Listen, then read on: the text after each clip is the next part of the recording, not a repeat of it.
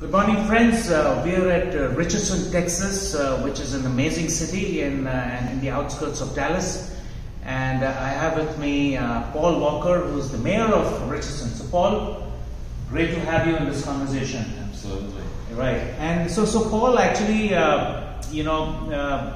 most people do not know much about Richardson. Particularly people who are located outside of the U.S. Lots of startup founders and executives in companies, in tech companies. So, it'd be great, Paul, if you could sort of tell us a little bit about Richardson and what it's all about. Yeah, well, as stated, I'm Paul Voelker. I'm the mayor of Richardson. I've been mayor for 8 years now. I've lived in Richardson since 1983. Like many people in Texas, I'm not from here, but I got here as fast as I could. Texas in general has a wonderful reputation as a business-friendly work environment. And Richardson, as you stated, we're the first city just north of Dallas. Right. And we have some really amazing, I think, advantages for the business community, but also for your employees from a live standpoint. Access is probably our biggest tool that we have as a city when we're recruiting companies to come here. Right. We're blessed with Dallas, the DFW airport. Right. We have a wonderful train system. So you can get to Richardson from the airport or from downtown Dallas or downtown Fort Worth in a very easy fashion across multimodals of transportation. Correct. As a city, we're about 120,000 people, so we're not huge, but we're known as a tech city. It started off as the Silicon Prairie because of Texas Instruments. And then we became known as the telecom corridor because all of the telecommunications companies wanted to come to the Richardson area to get access to companies like MCI, AT&T, and other service providers that were here. So all the equipment manufacturers from all over the world came here. Yeah. And we're just blessed to be recognized with all these international companies that are here. No, that's great and so refreshing to hear about Richardson because I think you shared some very interesting nuggets that a lot of people living outside the U.S. and I'm sure even people living in the U.S. are not really fully familiar with. So, Paul, I come from the startup community. I advise, SaaS companies from around the world, and we look at, what it takes to be successful in the U.S., which is the place we should land in the U.S. and then expand.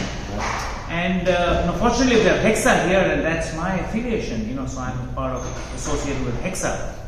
But it'll be really nice to know what would really, what would really motivate a startup from outside of the US to consider Richardson? Because a lot of people say, hey, we've got to be in California, that's where all the action is. Or if they say Texas, then they say it's Austin. But, what's so special about Richardson for a tech startup from outside of the US? So all great questions and pretty consistent observations. When people from around the country or around the world look at the marketplace. Yes. We also looked at that as a city, our Chamber of Commerce, some of our industry associations that are locally based here.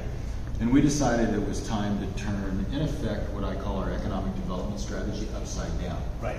So instead of going out and hunting the big whales, the large companies, and hoping maybe some of the smaller companies from a supply chain standpoint might come here with them, we decided let's go get those pilot fish, the smaller companies, and put the right programs, incentives, and resources in place that an early stage technology company would find advantageous. So we have entire programs. We have a new innovation quarter. We call it the Richardson IQ. And it's all about early stage startups and the support infrastructure necessary to make them successful. We're blessed in Richardson to have the University of Texas at Dallas. It's in Richardson. And so that's 30,000 students. Great grad programs, lots of PhD students coming out every year. About a third of the UT Dallas graduate program is international students. Right. So there's a large international presence here right. because of that. So a really good workforce. So if you're an early stage company, you can find talented people. Yeah. We have lots of programs that we do between the chamber, the city, and the university right. for early stage companies.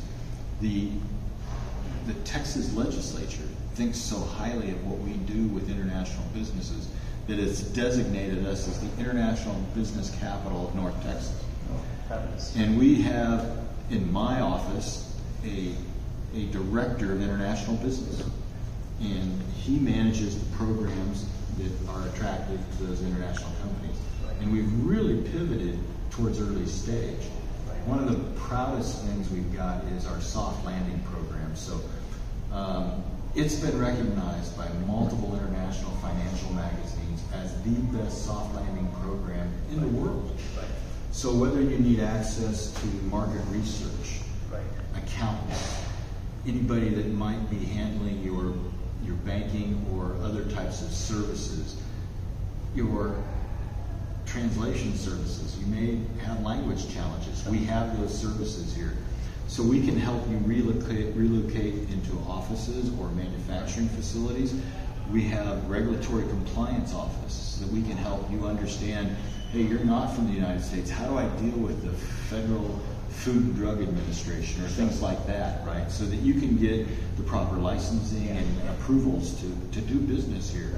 And we have services that help with import, export, so that you can land here and also act globally yourself. Yeah. And one of the things that my office does is coordinate with the city management office, so that you know what resources from a city you can expect as an early stage company. Yeah.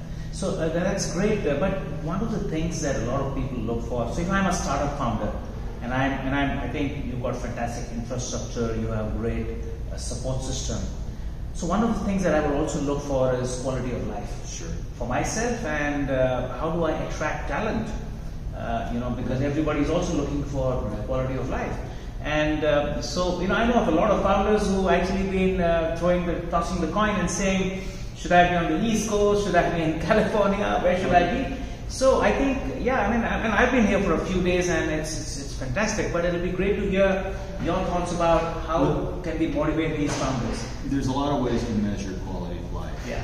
Some of it could be how many hours do I have to spend on an airplane or in a commute.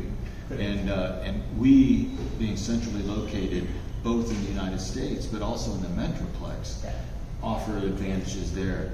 We're very proud at a city level to be kind of a small town in a big metropolitan area. So we're only 120,000 people, but there's 8 million people that live in the DFW area. Right. We're proud of our amenities, our parks, recreations, our golf courses, all of those things that make that kind of work-life balance possible. Right. I think we do a really good job of managing that type of a situation. And it's the people. Yeah. At the end of the day, when you live in a city as diverse as our city, you can come here and have a culture that's accepting, understanding, and inclusive. And we're very, very proud of that. And that, I think, builds a lot to that whole aspect of why would you want to live somewhere? Yeah, absolutely.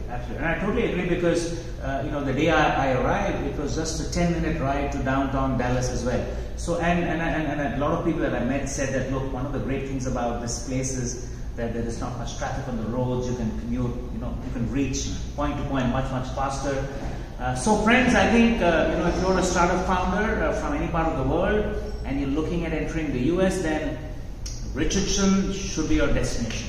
It's simple to find, www.cor.net. Yeah. Thank you so much, Paul. It was wonderful having this chat with you. And we hope there can be a lot more action that we see in the next couple of weeks. I look forward to it. Yeah. Thank you.